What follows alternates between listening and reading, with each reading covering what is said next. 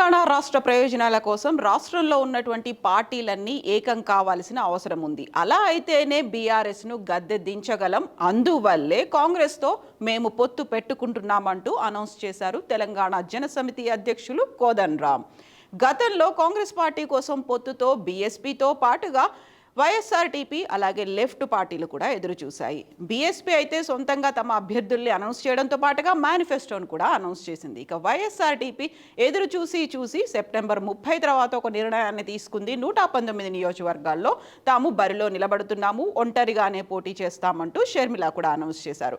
ఇక లెఫ్ట్ పార్టీలు మాత్రం తాము కోరుకున్నటువంటి 5 స్థానాలు చేరి 2 పార్టీలకు 5 స్థానాలు అడిగితే కాంగ్రెస్ పార్టీ మాత్రం 2 స్థానాలే ఇస్తాము, అందులో మీరు కోరుకున్నది ఒకటి, మేము ఇస్తున్నది ఒకటి అంతే అంటూ అనౌన్స్ చేసిన నేపథ్యంలో 48 గంటల డెడ్ లైన్ లెఫ్ట్ పార్టీలు కూడా పెట్టాయి.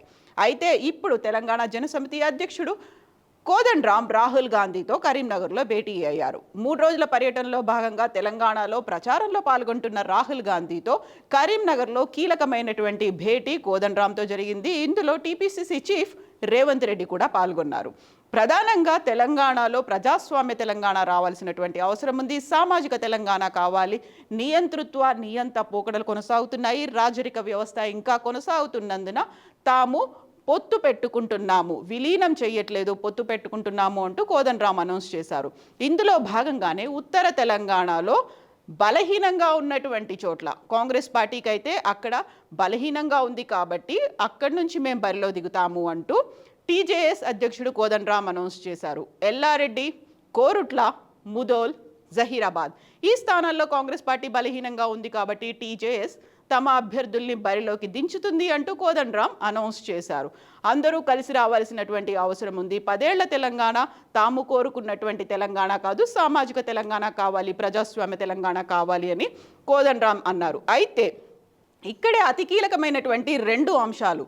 ఒకటి, కాంగ్రెస్ బలహీనంగా ఉన్న చోట టీజేఎస్ ఎలా పోటీ చేస్తుంది, ఎంతమంది అభిమానులు కార్యకర్తలు ఉన్నారు, నాయకులు ఎంతమంది ఉన్నారు. కాంగ్రెసే బలహీనంగా ఉంటే టీజేఎస్కు బలమైన నాయకులు, బలమైన క్యాడర్ ఆ ప్రాంతాల్లో ఉందా? ఈ 4 నియోజకవర్గాల్లో టీజేఎస్ సాధించినటువంటి ఓట్లు, సీట్లు గతంలో ఎన్ని ఉన్నాయి అనేది కీలకంగా మారింది. జాతీయ పార్టీ అయినటువంటి కాంగ్రెసే ఉత్తర తెలంగాణలో ఆ 4 స్థానాల్లో బలహీనంగా ఉంటే టీజేఎస్కి బలమైనటువంటి అభ్యర్థులు, నాయకులు, క్యాడర్ ఎక్కడున్నారు అనేది మొదటి ప్రశ్న.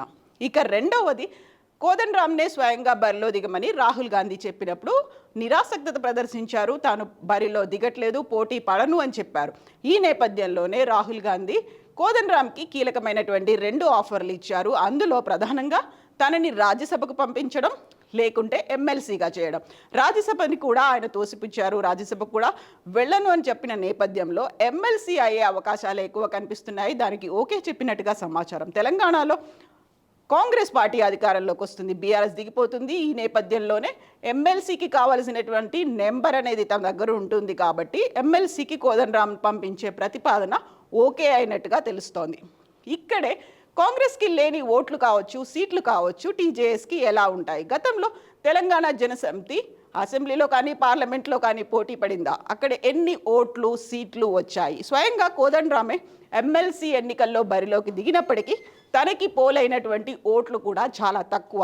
ఈ నేపథ్యంలో కీలకమైనటువంటి అసెంబ్లీ ఎన్నికల్లో అది కూడా కాంగ్రెస్ బలహీనంగా ఉన్న చోట్ల టీజేఎస్ బరిలో ఉంటే అభ్యర్థులు గెలుస్తారా? ఎన్ని ఓట్లు వస్తాయి? సీట్లు ఎన్ని ఉంటాయి? ఇదే కీలకంగా మారింది. అయితే అందరూ కలిసి రావాలి అంటూ కోదండరాం అయితే పిలుపునిస్తున్నారు. బీఆర్ఎస్ పార్టీకి వ్యతిరేకంగా పనిచేయడానికి, బీఆర్ఎస్ని గద్దెదించడానికి అందరూ ఏకం కావాల్సినటువంటి అవసరం ఉందని అయితే చెప్తున్నారు. సో ఇప్పటికైతే పొత్తుకు సంబంధించినటువంటి చర్చలు జరిగాయి. అది ముందుకు పడే అవకాశమే ఉంది. మరి ఓటర్ల మధ్యలో ఏముంది? ఎన్ని సీట్లు ఇస్తారు? ఎన్ని ఓట్లు తెలంగాణ జనసమితికి ఉన్నాయి? అసలు లీడర్లు ఎంతమంది ఉన్నారు?